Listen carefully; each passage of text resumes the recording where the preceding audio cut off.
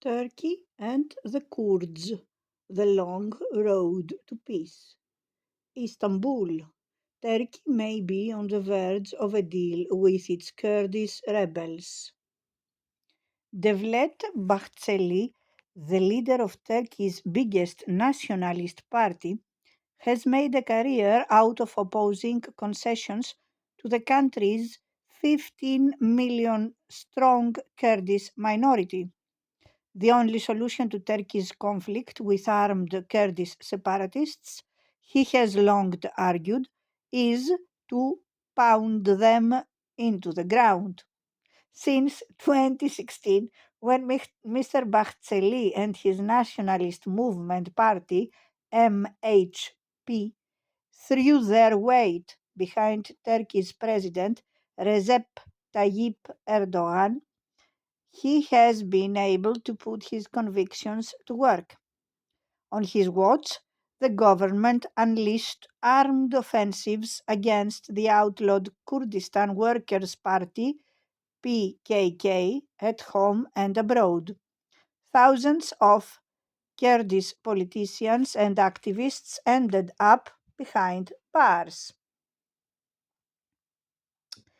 But on October 22nd, to the astonishment of most Turks, it was the same Mr. Bahçeli who raised hopes of a settlement with the PKK by calling on the group's imprisoned leader, Abdullah Öcalan, to address parliament and renounce violence. Were the Kurdish leader to disband the PKK, he could have a chance to walk free, said Mr. Bahçeli. A day later, Mr. Öcalan, who has spent a quarter of a century on a remote prison island, said he could move the process from violence to politics. A reminder of just how hard this might become the same day when two PKK militants killed 5 people and wounded over a dozen others at the headquarters of a leading Turkish defense company in Ankara, the capital, before they were killed. Turkey responded with airstrikes against the group's strongholds in Syria and Iraq. The PKK later claimed the attack was not related to Mr. Bahçeli's overtures. The violence could have derailed any peace process before it began, but it did not. On October 30th, Mr. Erdogan backed his coalition partner's proposal but ruled out talks with PKK commanders other than Mr. Öcalan. Success is hardly assured.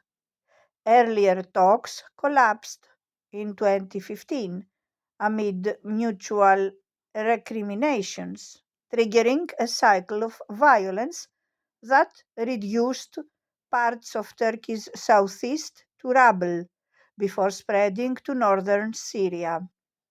Kurdish politicians accused Mr. Erdogan of pursuing power rather than peace and of backing Islamic State against the Kurdish insurgents. Turkish officials say the PKK used the talks to buy time and rearm. PKK attacks, scorched earth tactics by Turkey's army and assassinations by Turkey's death squads and insurgents alike have claimed over 40,000 lives since the conflict began 4 decades ago. Turkey now has a much stronger hand. The PKK has been wiped out as a fighting force in the southeast.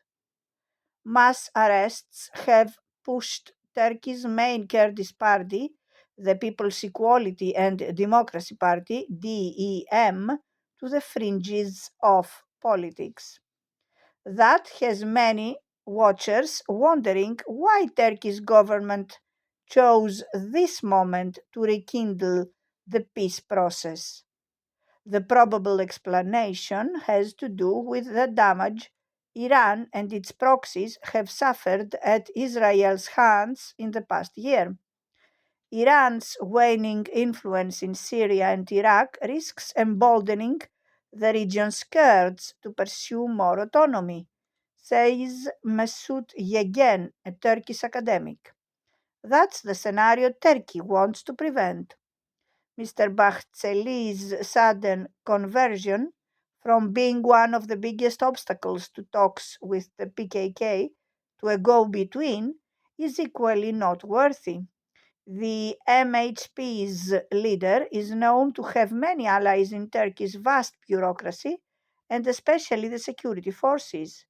Bahtiyar's role suggests this is a serious Turkish state project, says Cengiz Kandar, a DEM lawmaker, and that we are either on the eve of very important developments or already in the implementation phase.